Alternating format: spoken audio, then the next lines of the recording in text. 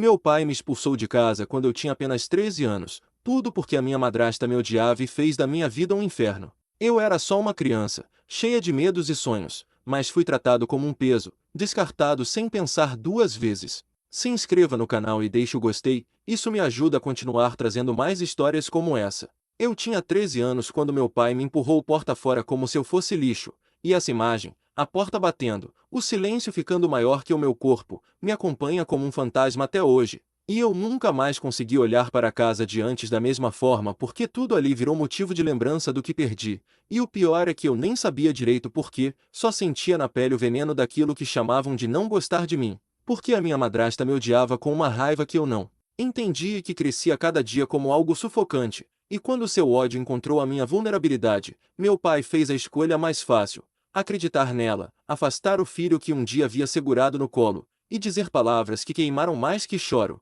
Palavras que transformaram minha infância numa estrada sem mapa, e eu me vi com uma mochila quase vazia, com um punhado de roupas, sonhos picotados e um medo gigante de noite. Porque quem tem 13 anos e é expulso de casa não vê só a rua, vê o fim do mundo, vê o abandono se materializando em olhares vazios e portas que se fecham. E eu me lembro de como a primeira noite fora foi fria, não só pelo vento, mas pelo silêncio que não trazia consolo. E eu percebi de repente que crescer rápido não é escolha, é imposição. E que aprender a sobreviver era uma lição que ninguém deveria dar a uma criança. E foi nesse começo que eu entendi o que significa ser tratado como um peso, como se o amor tivesse limites e eu tivesse ultrapassado a cota. E a culpa apertou o peito porque eu achava que devia ter feito algo para merecer menos, para não ser expulso. E é impressionante como uma criança pode internalizar o erro dos adultos e carregar para a vida a impressão de que é defeituosa, quebrada, dispensável. E eu levei anos para quebrar essa mentira que me foi imposta como verdade. E a madrasta, com sua voz fina e palavras afiadas, falava como se eu fosse o problema, plantava no meu pai a ideia de que eu dava trabalho,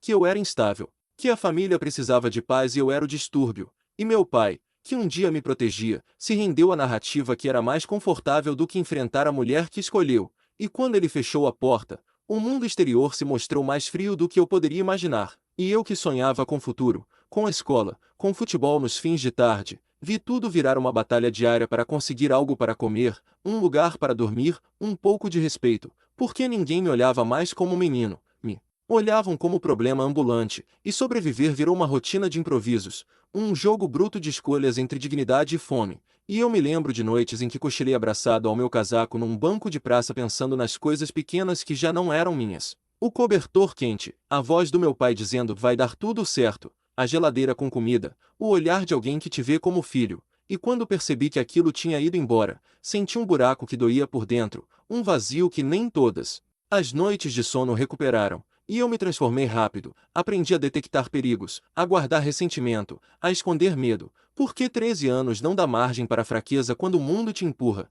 e foi assim que entrei num ciclo de sobrevivência que me moldou por anos. A escola virou abrigo por horas, depois virou um lugar hostil porque colegas sabiam, porque a palavra sem-teto tem um peso que corta que nem lâmina, e amigos viraram raros porque muitos não sabiam lidar com alguém que carregava a diferença da rua. E eu me acostumei a sorrir de modo que ninguém suspeitasse do que acontecia à noite, a responder tudo bem quando me perguntavam, e por dentro eu fazia cálculos frios: onde dormir, onde comer, quem confiar, como não virar notícia de esquina. Porque a rota de quem não tem casa é cheia de armadilhas, e cada decisão errada pode te empurrar para lugares de onde é difícil voltar, e eu aprendi a me camuflar, a trabalhar por moedas, a aceitar empregos que me humilhavam, só para ter um prato de comida, porque orgulho não enche barriga quando você tem 13 anos e uma barriga roncando que pede socorro. E foi assim que a minha infância foi roubada por uma madrasta que odiava o que eu era sem nem me conhecer realmente. E por um pai que escolheu o caminho mais cômodo para manter uma paz forçada em casa, mesmo que essa paz custasse o afastamento do filho.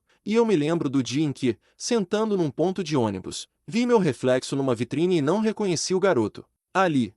olhos fundos, barba por fazer que a pressa do abandono fez nascer antes da hora, rosto seco de quem chora em segredo, e naquele reflexo eu vi a decisão de que ou eu me afogava naquela tristeza ou usava aquilo como combustível para não ser mais vítima, e optei por lutar, não por ressentimento gratuito, mas por sobrevivência, por provar para mim mesmo que eu valia mais que o rótulo que minha madrasta e meu pai me deram, e comecei a construir minha vida fragmentada, pedacinho por pedacinho, colecionando pessoas que eram faróis, poucas, raras, mas verdadeiras, e ao longo dos anos entendi que família não é só sangue, é quem te segura quando o mundo tenta te empurrar, e que amor não se mede por convivência, mas por presença quando necessário, e eu fui encontrando, no caminho torto, alguém que me oferecia uma sopa quentinha na rua, um senhor que me deu um trabalho carregando caixas, uma mulher da igreja que me encaminhou para abrigo temporário, e essas pequenas mãos estendidas me mostraram que nem todos abandonam, que ainda existem pessoas que enxergam o outro como humano e não como problema.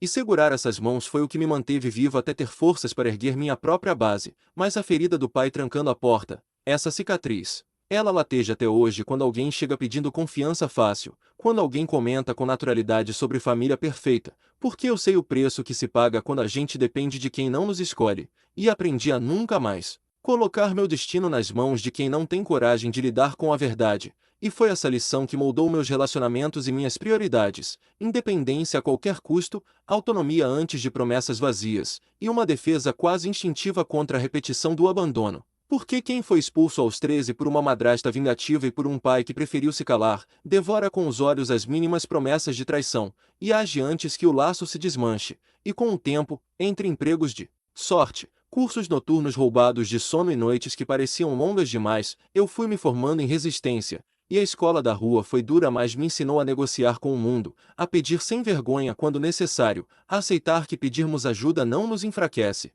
E com isso eu fui juntando um pouco de tudo, experiência, resiliência, uma coragem áspera que só quem já se viu sem nada conhece. E aos poucos, entre pequenas conquistas, consegui um trabalho fixo, um quarto modesto, uma rotina que me deu fôlego para estudar e planejar futuro. E foi aí que percebi que a pior parte daquela história não era ter sido expulso. A pior parte era que meu pai depois de anos aparece como se nada tivesse acontecido, querendo que eu volte para casa que ele permitiu eu perder. Como se o tempo apagasse o trauma, como se fosse simples fechar a ferida com uma frase. E cada vez que ele aparece pedindo reconciliação eu sinto um nó na garganta porque eu sei que perdoar não é esquecer, e que acolher alguém que te expulsou é autorizar que ele repita o erro. E não estou aqui para punir ninguém por fraqueza, até porque eu sei como as pessoas se perdem entre medos e influências, mas também sei que proteção é escolha. E meu pai escolheu o silêncio conivente. Escolheu a paz fácil ao invés de me levantar no momento em que eu mais precisava, e eu não posso abrir mão do que construí para resgatar um passado que me marcou com abandono. E quando ele pede que eu volte como se pudesse simplesmente retomar os jantares e os abraços, eu penso em todas as noites que fiquei com medo. Em quantas vezes fui acordado pelo medo de não ter onde dormir, em quantas lições de humilhação aceitei para me manter vivo, e penso também no menino de 13 anos que sofreu por algo que não fez. E sei que acolher meu pai sem condições seria trair esse menino que lutou tanto para não ser mais refém da dor, e é por isso que eu tracei limites claros. Posso ouvir, posso ponderar, posso até considerar reaproximação se houver responsabilidade, reconhecimento verdadeiro e ações que façam sentido, mas não vou jamais permitir que o passado seja varrido com palavras vazias, e essa postura não é vingança, é autocuidado, é coerência, porque quem foi tratado como peso aprende que palavras não sustentam um lar, ações sustentam, e eu preciso ver mudança concreta, não promessas soltas depois do arrependimento temporário, e essa decisão me trouxe paz, porque prefiro a distância quando ela protege minha sanidade do que a proximidade que me arrasta para a insegurança, e com o tempo, essa postura me deu clareza para escolher quem realmente merece meu afeto, e percebi que família pode ser construída com pessoas que te escolhem sem se intimidar,